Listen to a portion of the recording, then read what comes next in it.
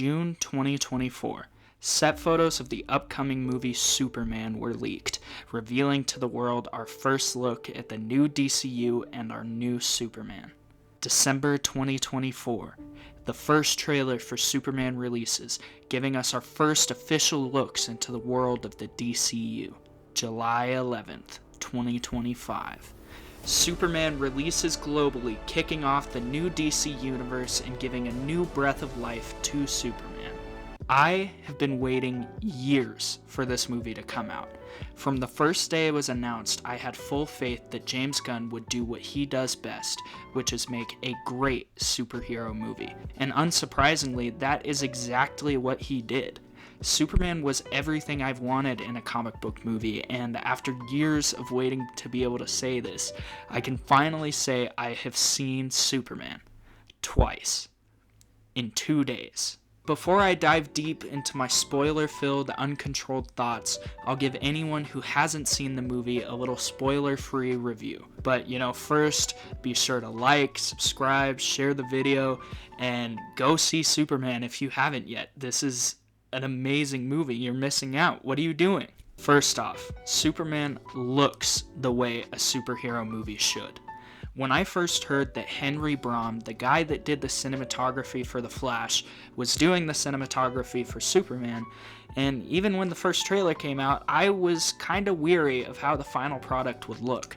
Initially, I wasn't a fan of the sort of bulbous angling and constant circling the cameras were doing, but I can say that after seeing the movie, the choice to film it the way they did was one of the best choices they made. The cameras actively participate in the movie, with the way they spun and roamed around reminding me almost of being a kid and looking around at things in wonder. This has been talked about a million times already, but the way the cameras have a hard time catching up to Superman when he flies is genius. Second, I think this story is told the way superhero movies should be told now. Superheroes have been a staple in Hollywood movies for almost 40 years at this point, and I think James Gunn is the first person to realize that the audience knows how these stories work. It isn't the same climate that it was in 1989, when the craziest thing Batman had to sell was a murdering clown and a guy dressed in a bat suit. Audiences in 2025 understand science fiction and superhero stories after decades of being educated in them. James Gunn takes huge advantage of that by dropping us into a fully established world with fully established characters. Watching the beginning of this movie gave me the same exact feeling of opening a comic book. It was an immediate step into another reality. I think all superhero movies from this point forward should embrace the audience's understanding and not undermine it. After 20 years of the MCU, the amount of over-exposition and over-explaining done in every project has started to become a major flaw for a lot of casual moviegoers and even the superfans. To get through a Marvel project, you have to sift through the universe connections and tie-ins to be able to actually reach the story. That can't be said for all Marvel movies. I thought Thunderbolts did a great job of assuming the audience knew enough to move along without over-explaining, but that's literally the last movie that they made. Before that, movies like Multiverse of Madness, Quantumania, and even No Way Home were chock full of in-your-face exposition. Don't get me wrong, Superman has lots of exposition, but it's executed in a way that feels natural to the universe and done for the sake of the character and his world, not building connections for future movies. Third, all of the characters in Superman operate the way that they've been written for years in the comics and translate to the screen incredibly. I know this doesn't sound like a huge statement, but when it comes to Superman and his representation in TV and movies over the last couple decades, there haven't been many adaptations that actually capture the spirit of Superman and his world. This is an especially bigger statement when you realize that yes, I mean all of the characters in this movie translate extremely well. Metamorpho, Lex, Guy Gardner, Hawkgirl, Lois, Jimmy, Perry, Superman, even Eve Teskmacher work great. There isn't one character in this movie that I wish they would have done more or less with. They were genuinely all perfect. All the characters outside of the main three serve as great ways to flesh out the world of Metropolis and the DCU without just being there to be there. Every character gets their own moment, which is a crazy task to pull off so well with the amount of supporting characters there are in this movie. Alright, that's about all that I could say about this movie without spilling over with what actually happened. So from this point on, this is not going to be spoiler free. Click off if you haven't seen it. Go watch the movie and come back. Okay? Are we ready? Okay. We're ready. Now that I can talk uncensored, I want to expand a little bit more on the last point that I made about the characters and how well they flesh out the world. When focusing on just the other heroes in this movie, I feel like one of the best ways they make this new universe feel more lived in is by simply just existing. We see Guy Gardner eating cereal in a diner, Metamorpho has a family in an apartment, and Hawkgirl lays around reading newspapers. I said earlier that the strength of these characters is that they're not just there to be there, and when we see these moments of normalcy with the heroes, they can seem like they're just happening for no reason. But these small moments with these characters are actually showing us how normal it is to have superpowers, or to have a kaiju destroy downtown Metropolis in this universe.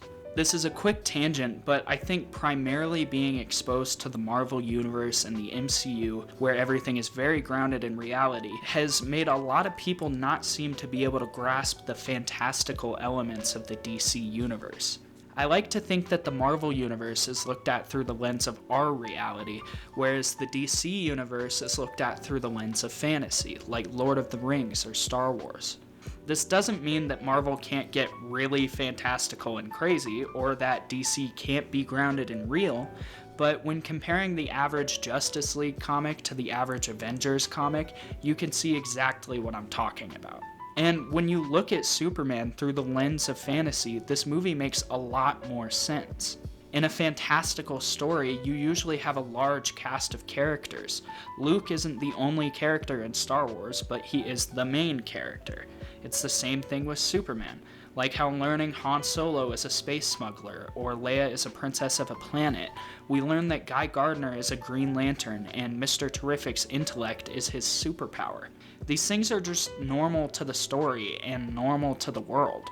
All of this is done to build a world where Superman is not only plausible, but I would argue more realistic feeling than ever.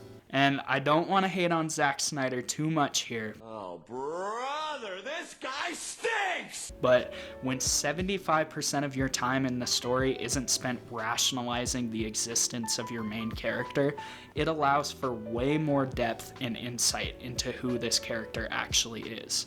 In Superman, we get so much more time dedicated to learning how this Superman thinks and feels, and how this contrasts with the world around him. From being shamed by Peacemaker on late night television for not killing, or getting grilled by Lois for his handling of the war between Zarenpur and Baravia, Superman's ideals and morals are constantly being challenged in this movie. The biggest example of his morals and ideals being challenged is the reveal of Clark's Kryptonian parents actually sending him to Earth to rebuild Krypton.